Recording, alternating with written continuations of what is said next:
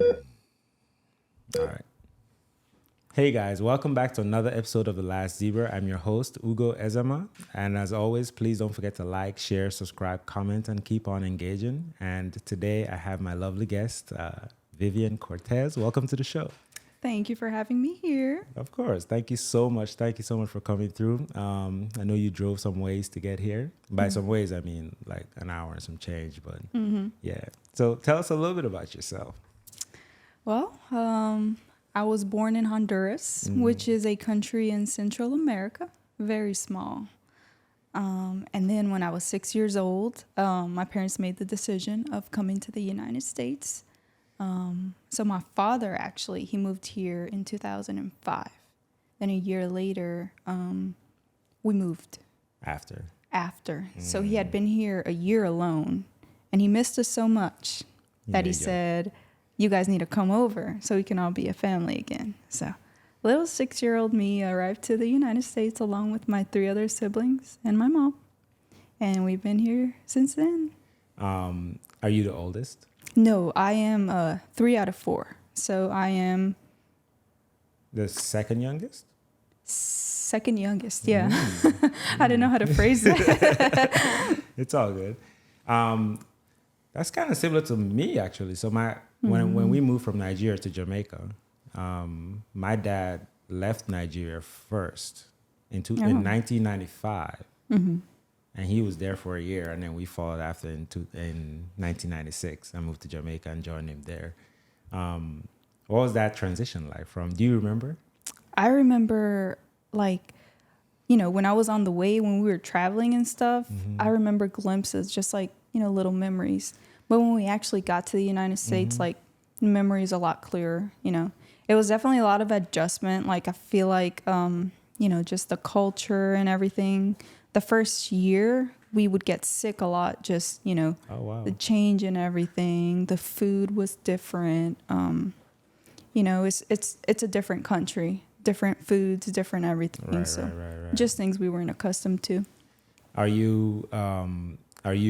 you feel like you still have a piece of Honduras that, you guys manifest at home? Is that still very much how, because a lot of times when people move over to almost any other nation, they try to, I guess, acclimatize to that new nation and essentially forget where they're from. Do you guys feel like you're still holding on to? Oh, for sure. Yeah. 100%. I feel like a part of me just longs to be there at least for a little while.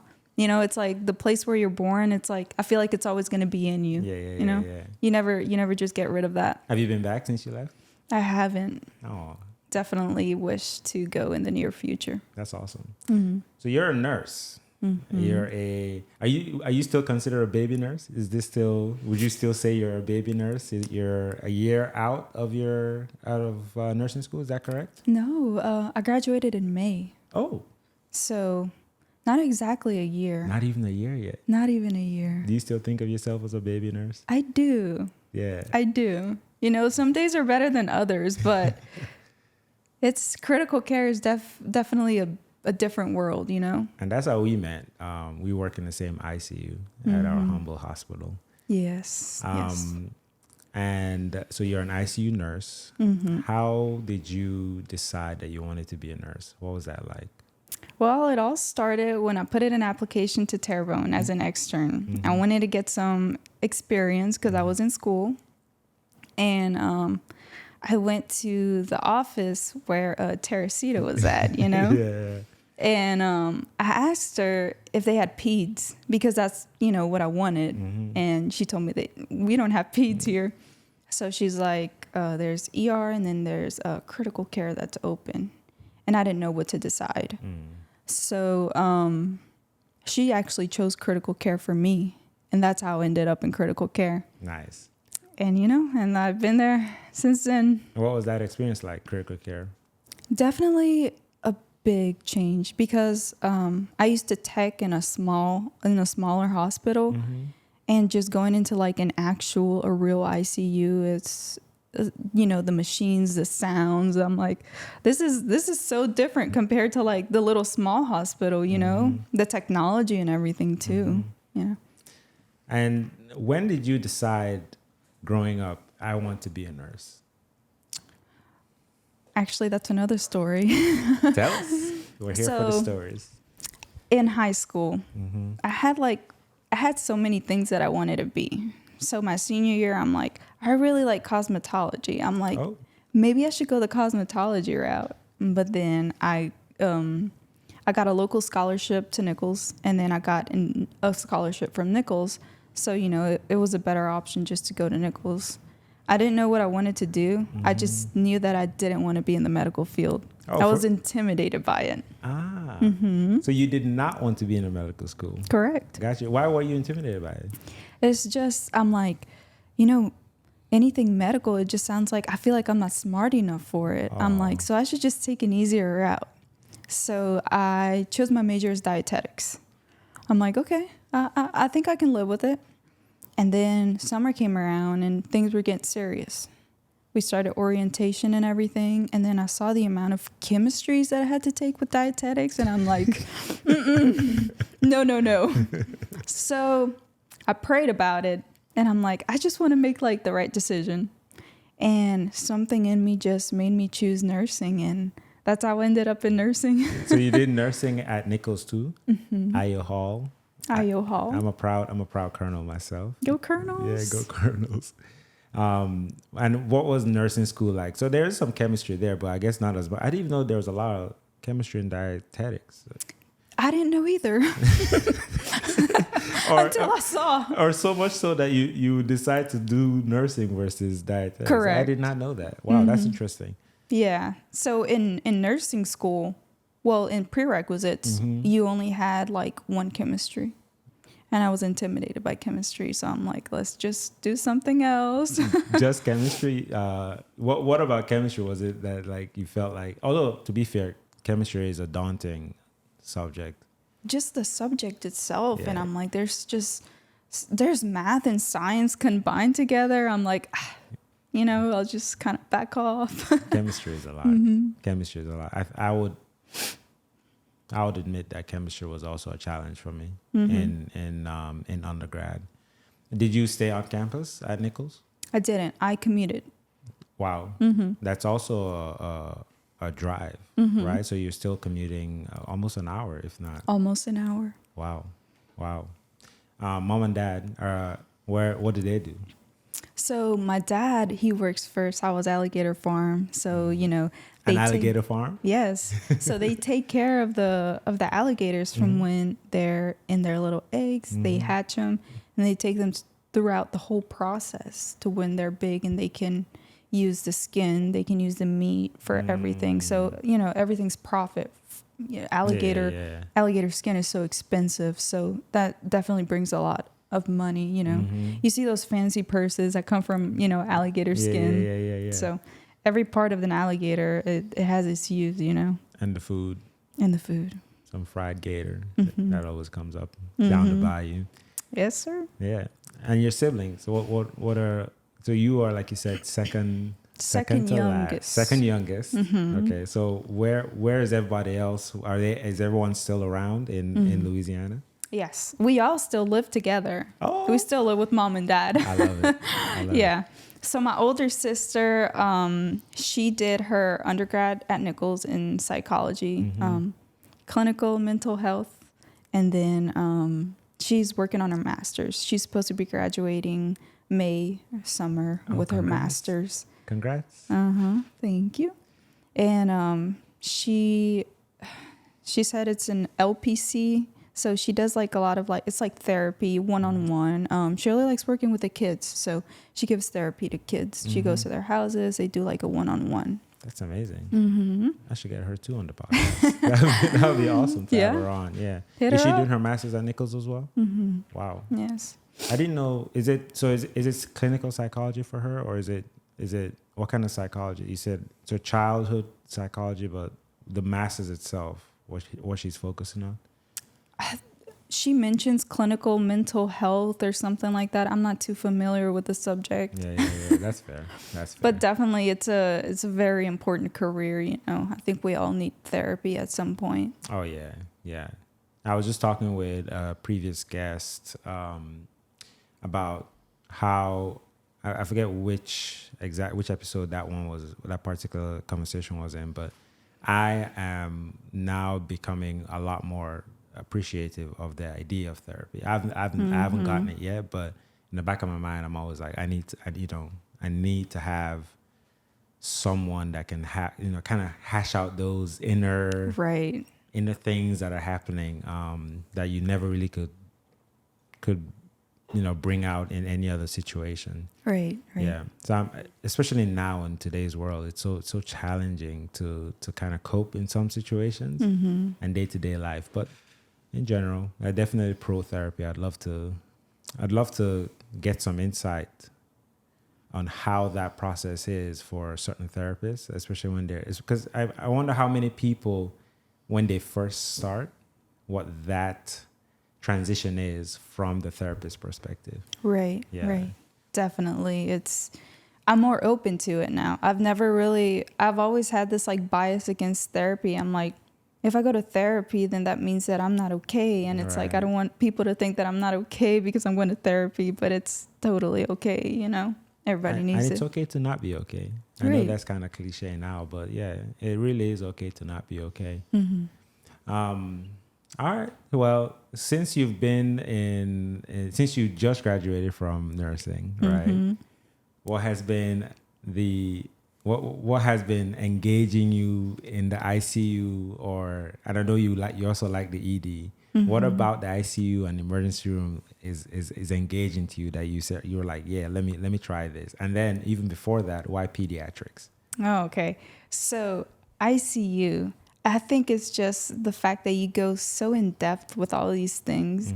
You look at something and it's a lot more complex if you dig into it, especially, I feel like we're big on cardiac, where we work at. We do a lot of cardiac stuff. Right. And it's like the heart is just this tremendous organ. It's not something that just pumps blood. It's a lot more than that,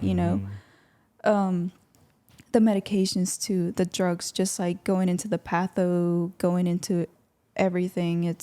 That fascinates me. I love to learn. I feel like I'm a lifelong learner, and just learning new things. It's so cool. Yeah. And then ER, it's like, it's that adrenaline, right? It's like, especially when you're in the trauma rooms, you don't know what's coming in through there. You just know you have to work together and try to figure it out. You're going to figure it out. Yeah. But it's the teamwork. It's the thrill. It's like stabilizing the patient. I think that's the part that like I fell in love with, And pediatrics, because that's what you wanted to do first. You wanted to work with kids. Yes. So I did my clinicals at Children's here in New Orleans. And I just fell in love with the facility, with the kids.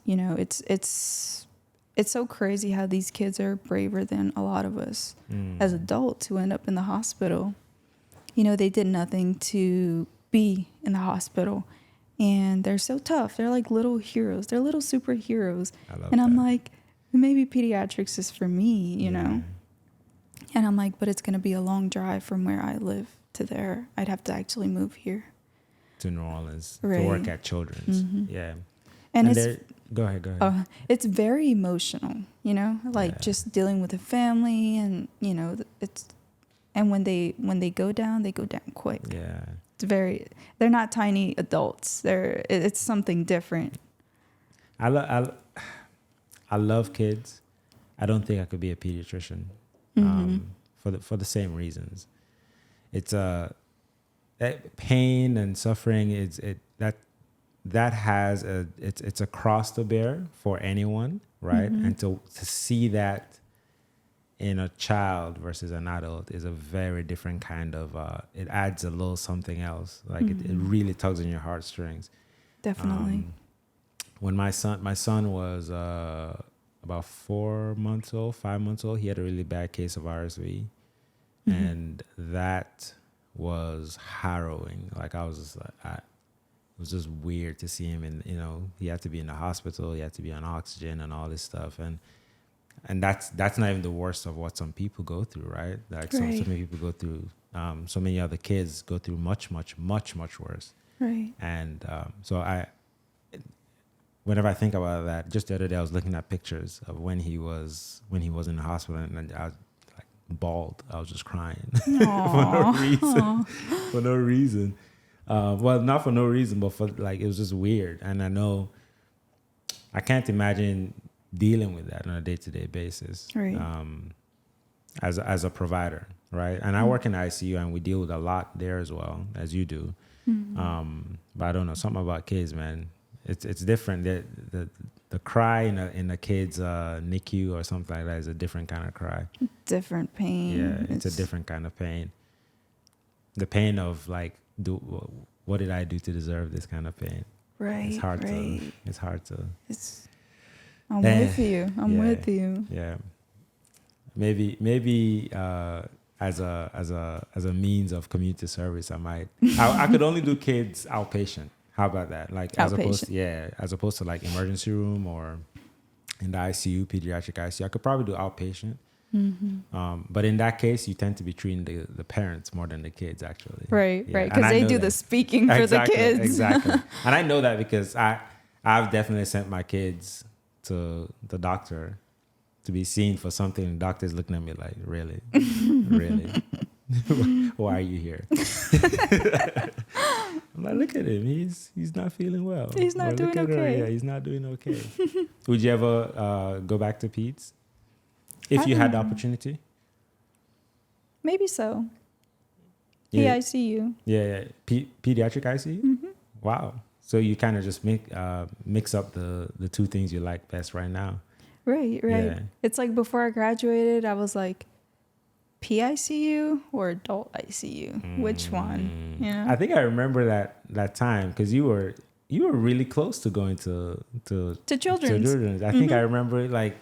I think we had a conversation about it. We did. Yeah. Well, I'm certainly happy you came to adults. And then you told me that I should go PRN. Here.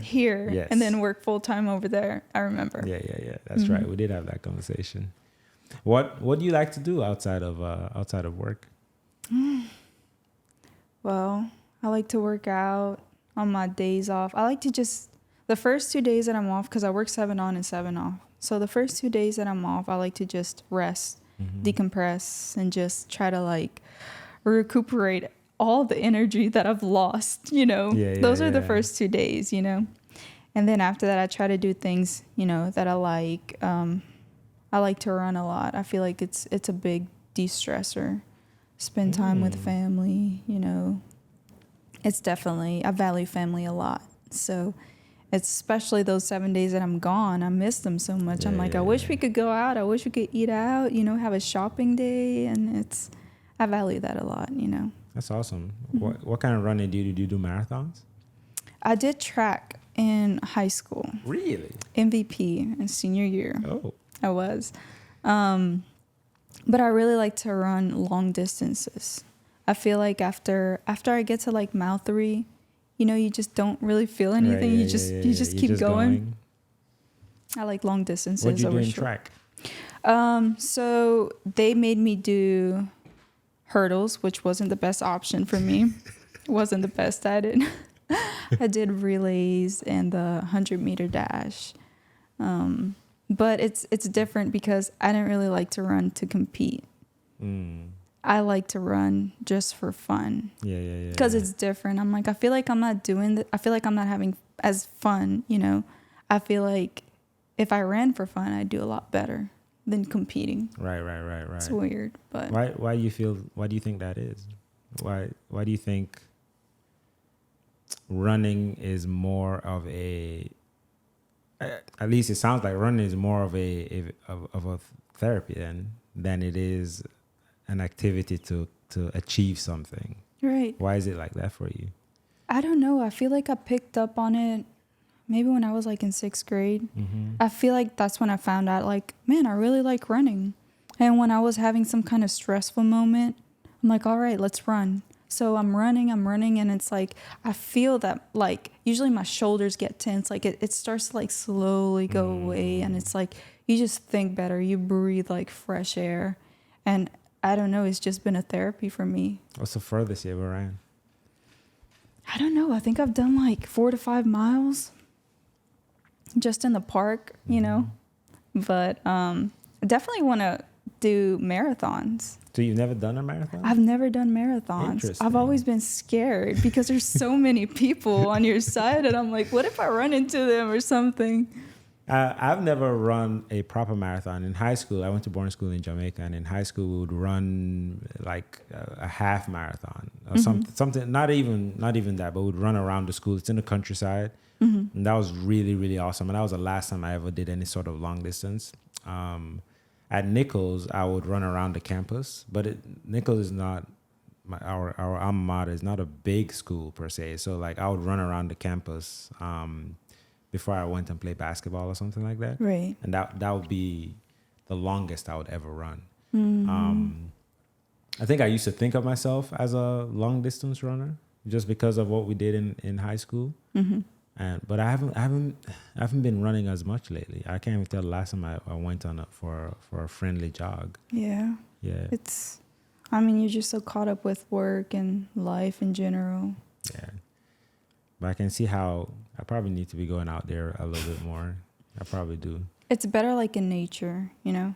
Like a run outside doesn't compare to a run in the gym. It's a totally different treadmill, right? Is it harder running outside versus on a treadmill? I think it's harder to run outside. Because on a treadmill, you have like a set speed and you're like on one little road, right? It's like everything's just like fixed for you. Versus when you're outside, nobody's telling you at what speed you're going. Nobody's telling you if you're slowing down or anything. And then you have like, maybe you have a little like bump in the road. So it's not all straight. Right. It's more of a challenge. Yeah. Do you hike too?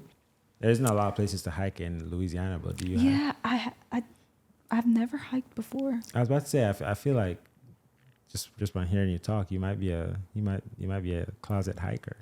A hiking candidate? Yeah. I'd love to. Yeah. Definitely on my bucket list. Yeah, you should. I have a few friends that have gone. I have a bunch of friends that love to hike. Raul Kamat, that was here, our previous guest. He likes to be outdoors as well. And he was talking about, he likes to dive. He's a diver. Oh, really? So he does scuba diving. And he goes, random hikes, not random, but he goes on hikes with friends and all that stuff. And we have many friends. Dr. Kohal. Dr. Kohal, yes. She another friend of the podcast. Ooh, I like saying that. Friend of the show. Friend of the show. She also likes to hike. What's it like now with your parents? So is there any sort of, I've had a few immigrants now here on the show, and I myself am an immigrant. How do your parents look at you in terms of like, are they like beaming? My daughter is a nurse or something like that. Yes, it's so much pride, right? Because we came from another country. We started from nothing, and then we're here, and we're only building up. That's always the goal, to be better and better. And I've always I do a lot of this for them. It's like every day I want them to know that all the work and sacrifice that they did to get me through school, to get me through all of my elementary, middle, high school, I want them to know that I appreciate it and that it's all been worth it because, we're here.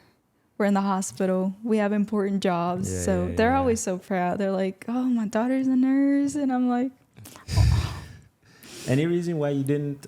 I'm asking this just to kind of, figure that aspect out. So you were afraid of medicine in the beginning. Did you consider being a doctor? I did. Why not?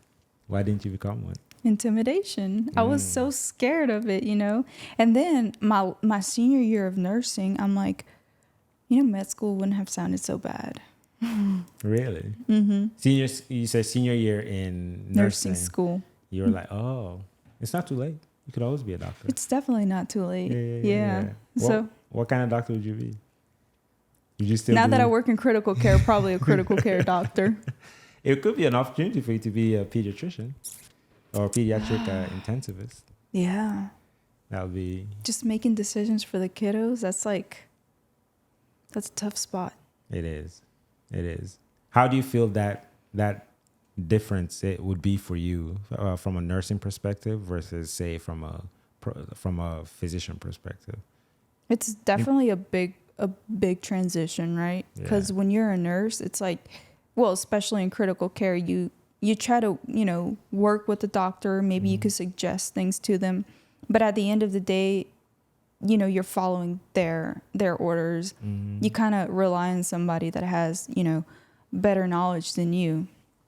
When you're the doctor, you're put on the spot. It's up to you, It's, you're making a decision, you're making a call, and it's like, is it the right one? Is it not the right one? I think nurses have a different set of knowledge, because there are a lot of things that nurses can do that I will freely and gladly admit that I have no capability of doing, right? And it's a different set of knowledge that kind of the idea is for it to complement each other, right? So like our knowledge and the nurse's knowledge and experience, and especially in the ICU, you have some older nurses that have seen everything, right? Right. So as I still consider myself a young doctor. So I like and I love to lean on my nurses in the ICU, right? So like, what do you think about this? Like, what have you know what I'm saying? It's meant to be collaborative, and I think it's important for everyone because it's teamwork. It's important for everyone on the team to have that sense of, we're in this together for the patient, right? Correct. I was talking to my mom about you today, and I'm like, he's one of those doctors that, you can suggest something to it, and you just take it, and you're very receptive about it, and it feels good, especially as a new grad, to have doctors who they have your back. If you bring up an idea, they're open to it. Yeah, I think that's important. Very important for the just work environment and everything. It's so important. And you mentioned being a lifelong learner. I think in medicine specifically is a lifelong learning endeavor. Like, it's changing so much. There's always something to keep up with, and every patient teaches you something new. That's one of my favorite parts. One of the favorite components of my job is really the people, right? So like the patients that we take care of. Their stories are always so unique, and every once in a while you meet that patient that like really draws you into their life in such a way that you're just like, wow, this is a memorable experience. And I love that. It's like what's that English saying? Like a wallflower, like something on a wallflower, where you're getting a glimpse into people's lives that you otherwise wouldn't have the opportunity to. And I love that. I love that about medicine. Unfortunately for us, and really unfortunately for the patients, it's almost always in some vulnerable moment, and maybe that's why we get to see these parts of our patients. But that's a privilege that I take very seriously. It's really, really, really awesome to engage with that. Yeah. Where would you like to go next? So now that you're starting, what are your hopes, dreams, and aspirations within nursing and outside of nursing? I think so. The idea of anesthesia just draws me in. Anesthesia? CRNA possibly. I mean, I'm starting off right. You start in the ICU, it's setting you up for success. But then also, it's like a debate between that and NP, acute care NP. I feel like time will tell which route I'll take, but I'm at the point where I just want to learn, and then maybe time will tell me which way I should go. Do you have a particular preference between those two? I think anesthesia. Really? Why anesthesia? I don't know. I feel like it's such a cool job. Like, every time I see a CRNA, I'm like, their job must be so cool. They look so laid back, so cool. And I'm like, I'd like to be you one day. Anesthesia. I saw a meme, not even a meme, like a skit from. I guess he's a doctor that makes skits about other doctors essentially, and he was making one about anesthesia. I saw it today actually, and basically how they have, from the outside looking in, they have a really, really, really good job. except obviously for when things get difficult. I also need to get someone on here to kind of clarify all of those misunderstandings and misperceivings about anesthesia. But I would love to hear what people think about that. Anesthesiologists think about that perception of themselves, like they're always so chill and happy and. Right. You know, what's the key to that? What's the key to that? What are y'all doing? What are y'all doing back there? Anesthesia. What are y'all doing back there? And anything outside of medicine, outside of nursing, that you're looking forward to? That's a tough question. I feel like I'm getting to the point in my life to where it's like I'm growing up, right? I feel like our family, we've always been super, super close and stuff. And now I feel like it's time for me to get out of that nest, you know? I'm at that point and I'm like, you know, I want to have like new adventures and, you know, try new things, be an adult, you know, that's what I look forward to. I mean, just being more independent, doing more for myself, and at the same time, still being able to help my parents out in every way that I can. I think that's my ultimate goal in life. Just keep them happy, you know, provide anything that they need as long as I have them. That's awesome. Earlier in the conversation, you mentioned that when it was time for you to make the decision between dietitian, and nursing, you prayed about it. I did. So your faith is obviously a strong component of who you are. Correct. Tell me a little bit more about that and how that has guided you through some challenges, I'm sure, as to go from obviously coming from Honduras to. Did y'all come straight to Louisiana? Was it always Louisiana? We went to Texas for maybe like a few months and then stayed a little bit with our aunt that lives in Texas. Then we moved to Louisiana and we've been here since then. It was for my dad's job. Right. Cut off Louisiana. So faith and adjusting to a new country, new culture, all of that stuff. Tell me a little bit more about that. So we've always been Catholic. I think that's just, our family's always been religious, more on the religious side.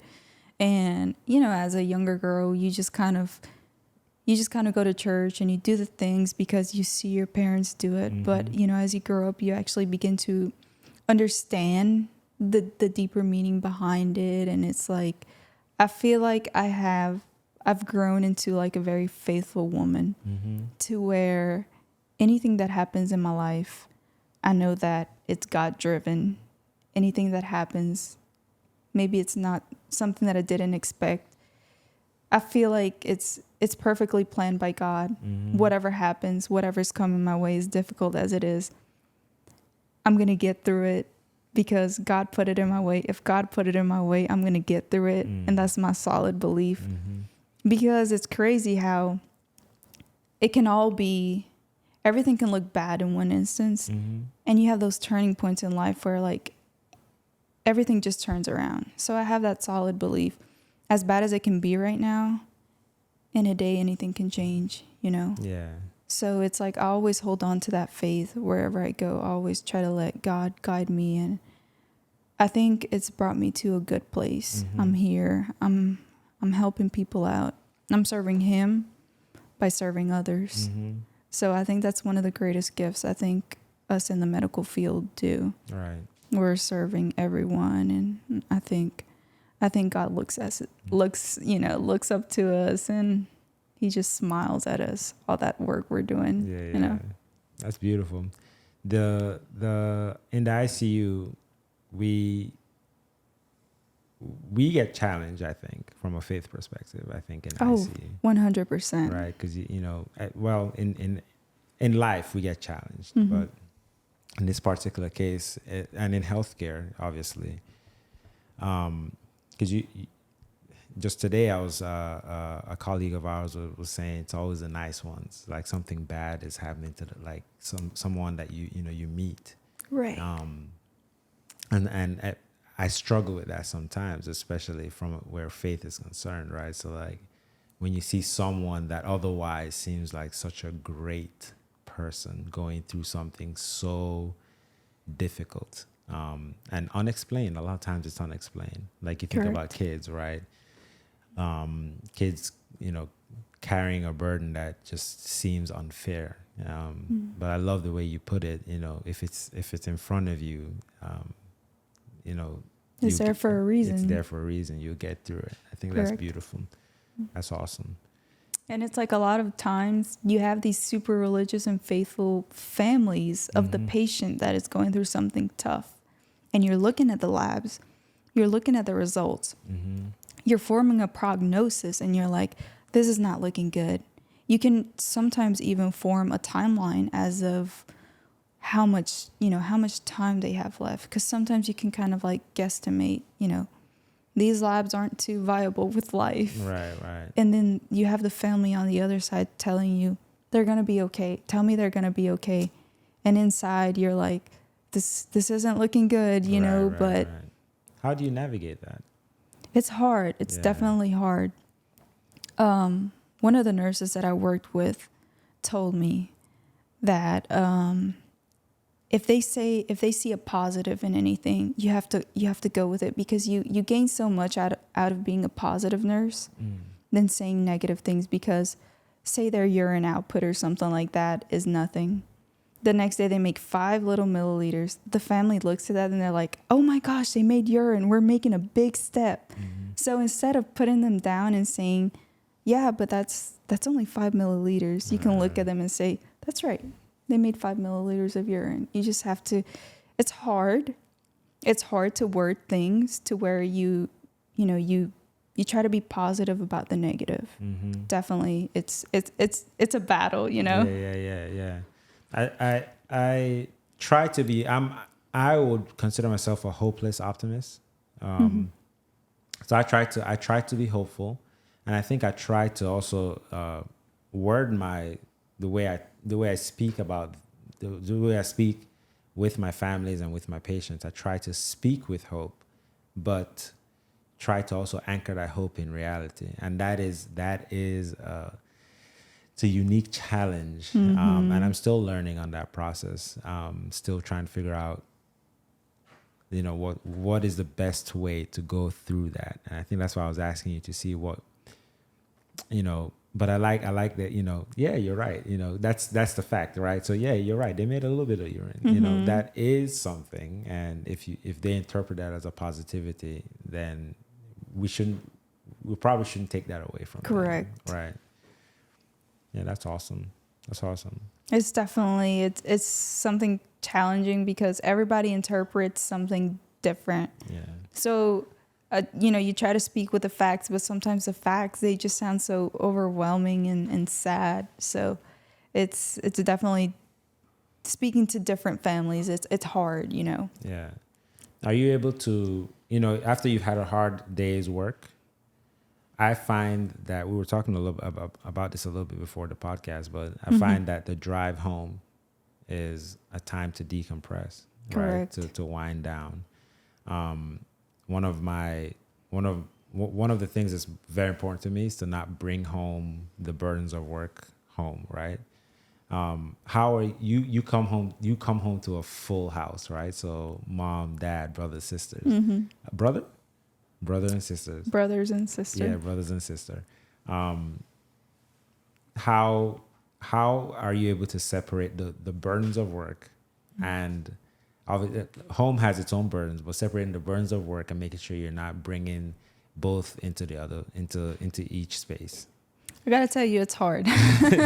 But that drive does help a lot. Yeah. So sometimes what I do is I just turn off all my music, and like how you were saying, just give yourself time to decompress.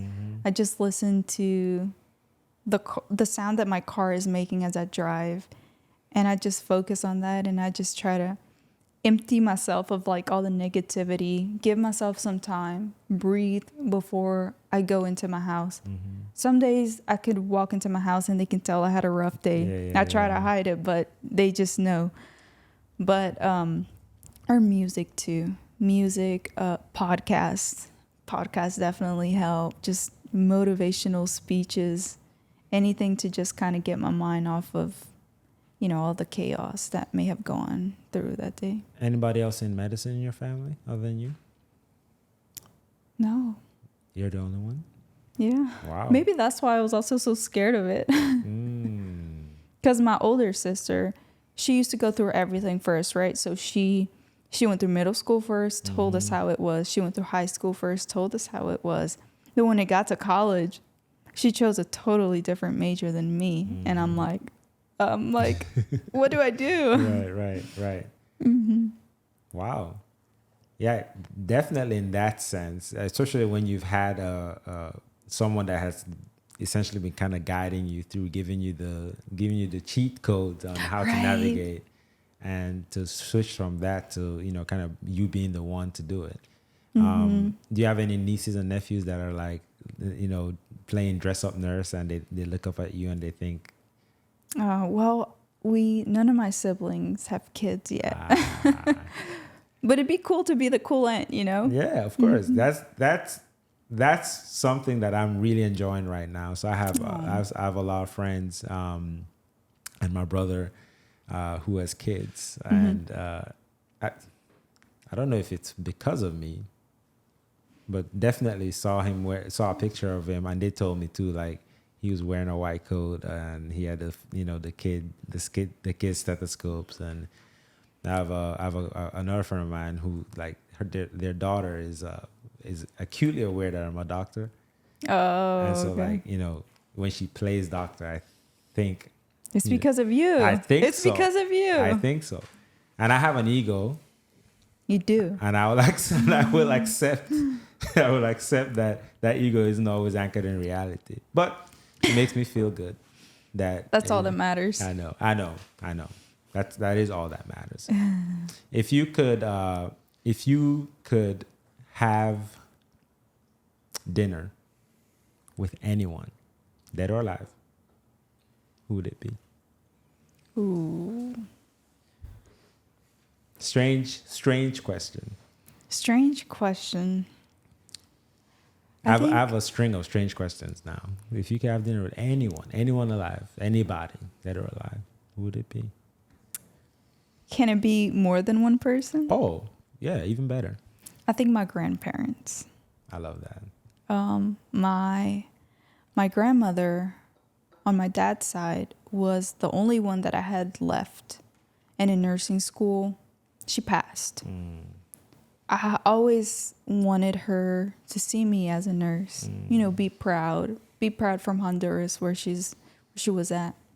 So if I had the chance to have dinner with somebody, it would be with the grandparents from my mother's side and my father's side.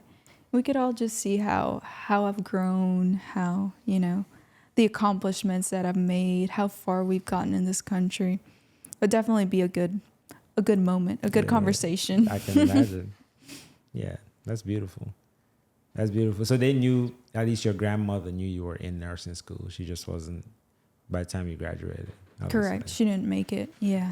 And then my grandparents from my mother's side, they passed when I was young.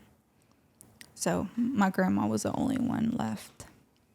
And if you could go anywhere outside, that's not Honduras. Okay. Where would you go? I'd go to Spain. Ooh. So much culture, so many different foods. It always looks like everybody's happy there. It always looks like the sun is out, the beaches. There are probably a bunch of anesthesiologists in Spain. They all look happy. They must be from there. They must be from, yeah. It all looks so full of culture and everything. It looks like they're always having fun. Mm-hmm. Maybe. I don't know. It just always looks like it. Spain is definitely on the list. Spain is definitely on the list. I would, if I couldn't go back, if I couldn't choose Nigeria and or Jamaica, I think New Zealand for me. New Zealand, why? Beautiful, beautiful country. Beautiful country. I love the topography there. It looks like just the place that is made for a screensaver, you know. And I've had this conversation with friends before, but I feel like New Zealand is the version of Australia that was designed for humans, right? Everything in Australia is designed to kill you. They have the biggest, most venomous, everything Right. is in Australia. And I might be wrong about New Zealand, and New Zealand might have all these things as well. But New Zealand certainly has, oh my goodness, the lush greenery, the mountains, the all the things over there. I would love to go. Of course, it's on the literal other side of the planet. Yeah, but I would love to go to New Zealand.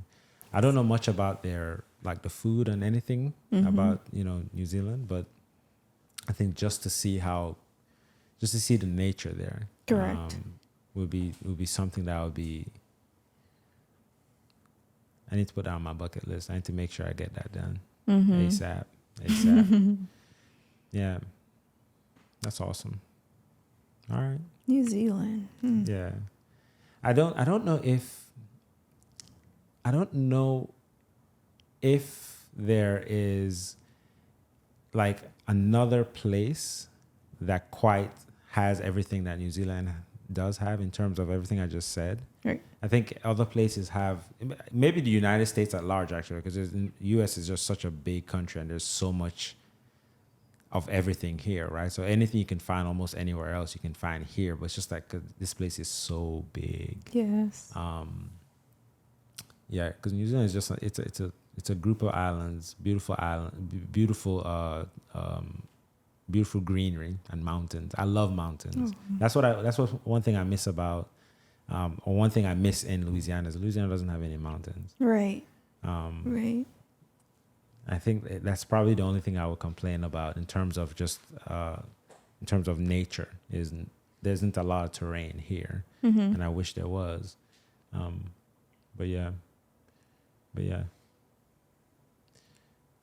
Sounds like a good place to go. New Zealand. Yeah. Yeah. Have you ever seen Lord of the Rings? No. What? So it's filmed in New Zealand. You gotta watch Lord of the Rings. It's filmed in New Zealand. Really? At least as far as I understand, it is filmed in New Zealand.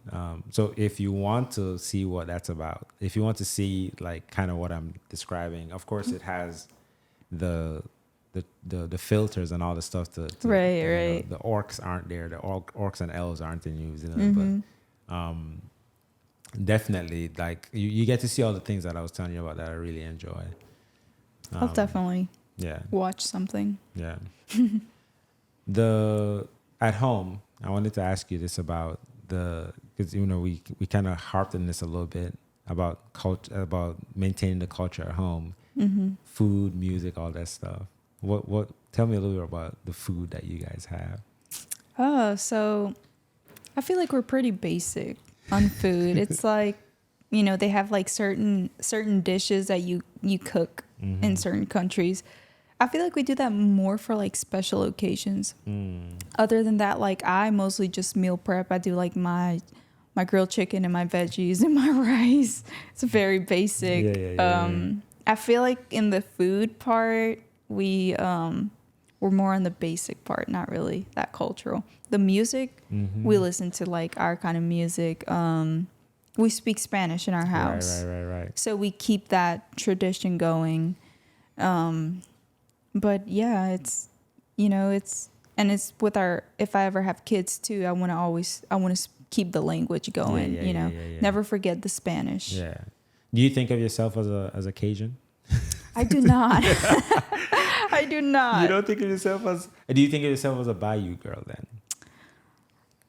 I mean, I guess.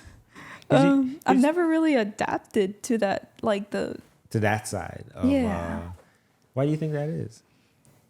I think I was just the culture that I was born with is the one I plan on being with for the rest of my life. Yeah. You know, it's never really adapted to like, you know, their phrases, their accents or anything like that. That's interesting. Even though, because you did you've lived here longer than you've lived anywhere else, really. Correct. So like, with school, I'm sure that must have been difficult, but I'm sure going home that's probably how you get to maintain that, is because at home it's as if you've never left, right? Correct. So like everything is kind of the same. Spanish music, all that stuff is still, pumping through at home. I think that's awesome. That's awesome. That's probably the reason why I never really like assimilated to the Cajun culture. You feel like you didn't? I feel like I didn't. But you can probably navigate it. Do you feel like you can navigate it seamlessly? Oh, yes. Yes. Like I know so much about it. I know their phrases and everything. It's, it's what I grew up with. Yeah. I think then you are assimilated. You can toggle through, True. through that. And, but more importantly, you haven't lost, that part of you that is obviously for you is the most important. You haven't lost that culture. I struggle with that I'm Igbo. It's my tribe from Nigeria. So the language is one that I feel is slowly slipping away from me, right? Oh. A lot of because I don't have anyone to speak it with. In my, person, my mom, my dad, they obviously both speak it, and they speak it to us. But in day to day, there's no one that like I can speak that with, and I want to pass it on to my kids, but I fear I may not be able to. Oh, no. Yeah. Does your wife speak? No. Oh, that makes it harder. Yeah, because she's from here. She's from New Iberia. Okay. Yeah, okay. Yeah, she's a Louisianan. So yeah, we don't have any Igbo tribes in Louisiana. But, That's sad. Yeah, but it's okay. It's okay. I think once I have the time, the plan for me would be to kind of make sure that my kids get exposed, right? So making sure they're spending time with their grandparents, and Great. not once I have the time. They are doing that right now. So making sure they're exposed to my mom and dad and all of my family that is my extended family. I hope to bring them to Nigeria and spend summers there, and that would be helpful for me too, right? So like that way I get to relearn and rehash some of those aspects. So then that way we can come home and speak Igbo at home. You could do a podcast on Igbo. I could. Like teaching phrases or something. And that way learn myself too. Correct. Or at least keep it going. Yeah. There's something in medical school. I'm glad talking about language. There's something I wanted to ask you. They teach us in medical school, at least it was one of the components that they taught us was basically the differences in how cultures perceive providers, right?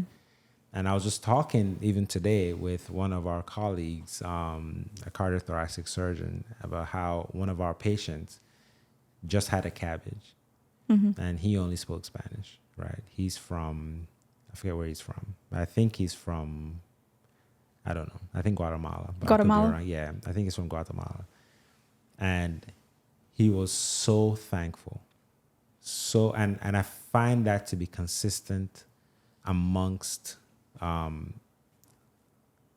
Latinos and Latinas. And there is I remember reading a book in medical school about how that in the culture, a lot of the Spanish-speaking cultures have a natural respect for medicine and medical providers. Do you feel like that is the case? Definitely is the case. Where does that come from? Do you know?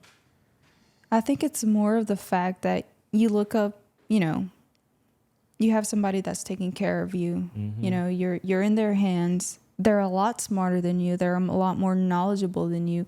And you can't help but be grateful for that. You look up at them with a lot of respect.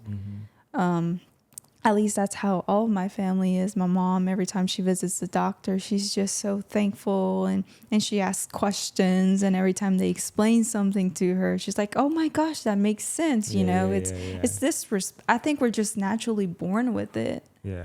It's like you don't really mistrust a doctor.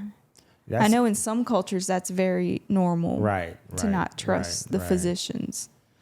Yeah. And I think that's the key right there, is the mistrust. Or the doubt. And I'm not saying, no one is perfect, right? But I think that's what it is. There isn't a lot of mistrust is the word. There isn't a lot of mistrust that's off the gate, because a lot of times it comes off just in the meeting, like, I'm not gonna listen to what he says or what she says, but. Yeah, and we come from third world countries too, so a lot of us we're not really exposed to much of the science, much of the medicine. You come to the United States, you're like, wow, like they're so smart, they know so much. I think a lot of it comes from that too, because we come from not much, and then we get exposed to all of this. We have access to so many things that we didn't have access to back in our countries. Is there any, like, in any situation where someone is Spanish speaking and only Spanish speaking, and of course you are their caregiver, and they hear you and they know that you understand them, and I imagine there's a connection there. Definitely. What's that connection like? It feels like one of your own is just, they have your back. Like, that's kind of curious, because there was this Guatemalan that I took care of before he went to have his open heart surgery. And he was, the way you described him, it sounded like exactly the guy I took care of. So grateful, so knowledgeable. And wait, where are you from? I'm from Guatemala. Where are you from? I'm from Honduras. We're basically neighbors. It's a connection. We're like, oh my gosh, became buddies that day, had a whole conversation and everything. It's this connection, like you feel like you belong someplace. In a world where you have, races that aren't you have somebody that's taking care of you, and you make that connection with. You can't really describe it, but it's a pretty cool feeling. Yeah. It's definitely one of the reasons I want to learn other languages. I'm working on Spanish myself right now, some ways, but definitely one of the reasons I want to learn other languages, Spanish being the first one, because it's becoming, if it's not already, a primary language in the United States, right? So I can at least have not that connection, but at least to alleviate some to make it feel a little bit more comfortable, right? So like if someone speaks your language, it makes I think it makes a big difference when you hear your language, Yes.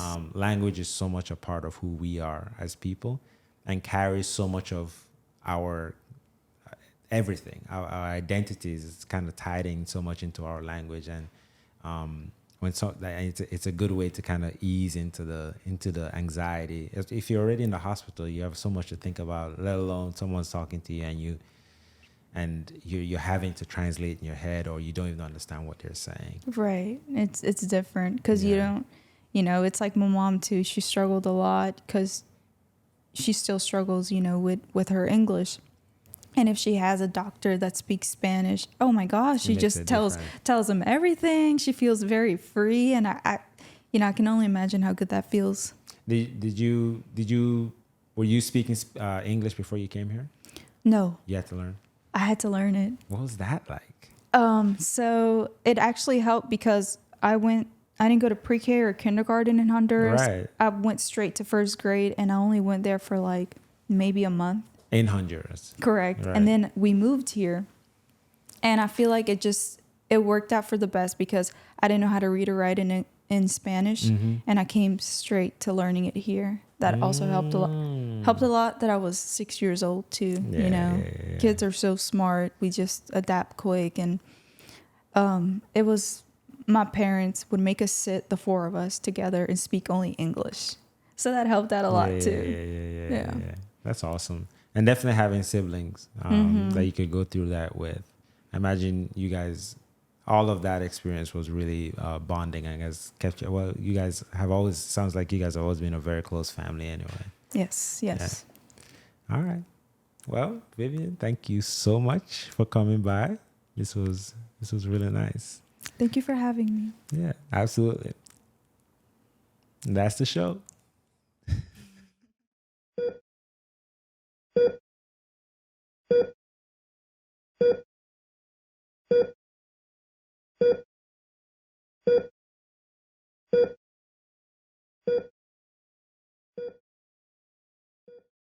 Hey guys, thank you for watching this episode of The Last Zebra. We have new episodes everywhere you listen to your podcast on Monday mornings, and videos of the podcast are available on YouTube on Tuesday mornings. Please like, subscribe, comment, and engage with our active listeners. Thank you, and looking forward to seeing you on the next one.